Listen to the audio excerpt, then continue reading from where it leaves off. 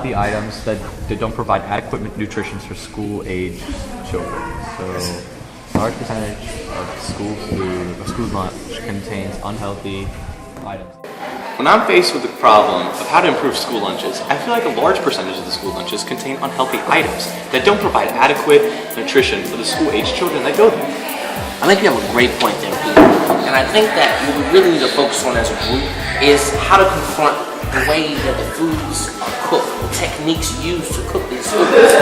That's a great idea. I think we should start with baby steps. Yeah, like going from fried to baked foods, butter to vegetable oils, preservatives and artificial foods to natural, and soda to juice and milk. This is the most cost-efficient way to improve the quality of school lunches.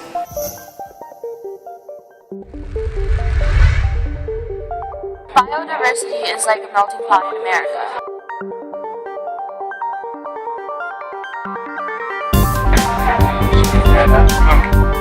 Biodiversity. One of the biggest questions that we kind of came up with was, why limit your salad? If you have so many different options to choose from and so many different things to pick, to put in and mix in, why not put as many as you can? Or why would we purposely give ourselves one option when we can have a variety of it? Because variety is the spice of life. It's what makes your salad delicious. It's what makes everything interesting. It's almost like watching different species of animals be endangered and die off right in front of our face, when those different type of species can actually help us. Where if we had more of a choice of different corns, it could actually improve our health instead of genetically modifying it. So why limit yourself to just a few types of one crop or one apple or one type of corn if you can choose from 15,000? Why should we limit ourselves when it comes to choices in corn or potatoes or apples? We should be able to have, instead of 5 kinds of apples, all 1,500 of them that used to exist. The entire agricultural society and industry has been streamlined and has completely killed off dozens and dozens and hundreds actually of local indigenous strains of different vegetables and different kinds of food. So we asked, why?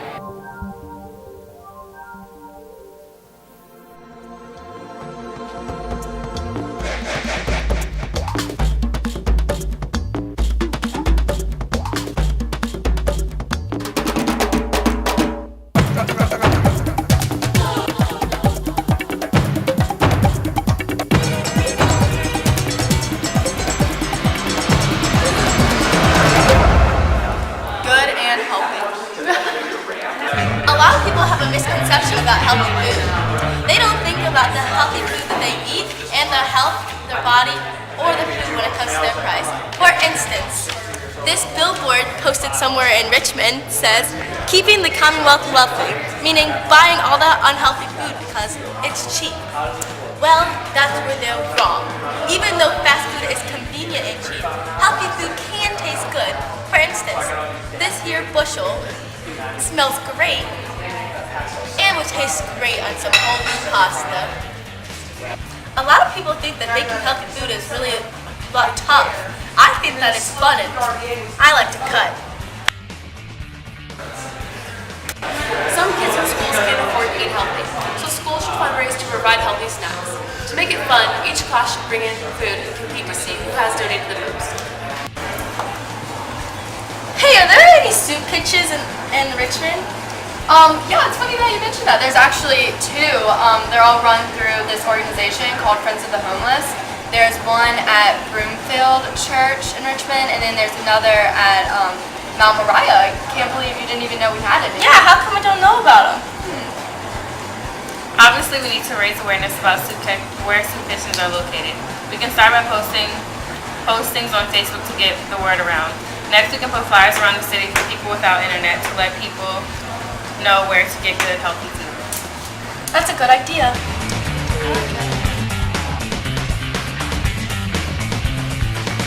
How do we get healthy food to the homeless? Well, there's this thing called gleaning, actually. What's gleaning? Well, it's basically when farmers farm, they don't waste the time and energy going, for example, take this bush. They're going to get the, whatever they're harvesting, let's say it's raspberries. They're going to get the raspberries that are out here on the outside of the bush that are easy to get and they can easily see which ones are ripe and which ones are not. But they're not going to waste their time and their energy coming in here and getting the ones on the inside of the bush.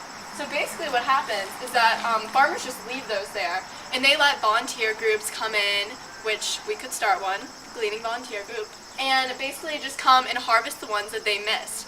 So if we get a volunteer group from our homeless shelters and soup kitchens to go out to these farms and glean all these healthy, fresh vegetables, it costs us nothing.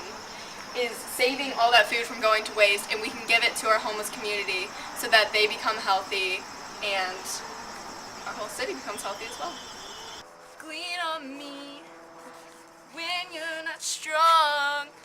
I'll get you some healthy food. And so this is our colorful healthy food basket. By working together and doing all the things on our list, we can make Richmond a healthier place.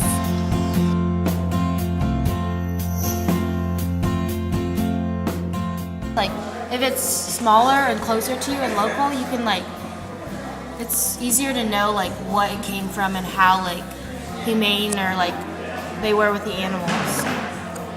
I think and it keeps it safe because some animals are just locked up and they have to they're just killed and they don't get fed very much or exercise and just kind of stuck in they're more grown animals. They're like you were talking about that earlier, how you didn't think that animals should be grown, but they should be able to live their lives. Right. Well, just the idea of growing. Right. And so wrong inherently to my mind. It might not be to other people's mind, and I think a lot of people are more aware of this issue. In my opinion, when you buy from the markets, it always seems really fresh. And how do people become more? Speaking of how do people increase their level of liberty? That's cool. From having a personal garden, how do they feel more empowered?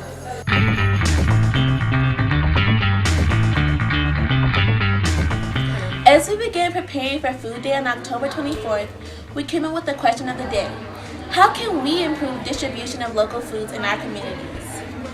Alright guys, so let's go over some important facts or great ideas about locally produced food.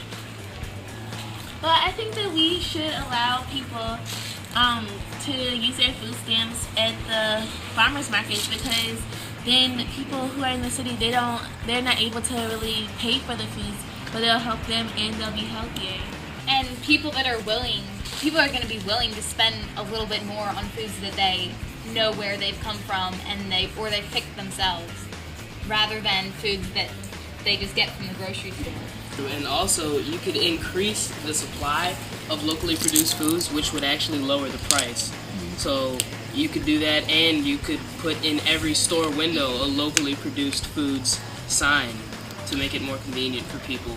I actually think that, I agree with you, but I think that the government really main goal is to somewhat get everyone in a healthy position in life, because all these fast food restaurants just aren't good for us. So I think that there should be more locally fresh food markets and stuff like that, because the more that they are, the more people will want to go to them, and you won't see anything but food markets instead of all these fast food restaurants.